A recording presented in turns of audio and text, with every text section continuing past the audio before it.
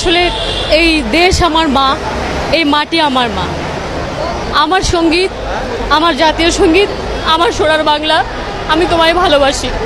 আমি আর কিছু বলতে চাই না। আমার জাতীয় সঙ্গীত নিয়ে কেউ টানাটানি করবে না, কেউ ছিনিমিনি খেলবে না। আমি আমার সঙ্গীত বাদ দিতে পারবো না।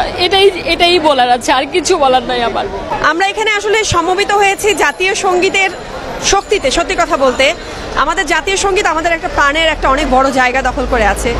যখন বলা হয় যে মা তোর মুখের বাণী আমার কানে লাগে সুধার মতো, বা আমি আমার প্রকৃতি মা, আমার দেশ মাকে চিন্তা করি।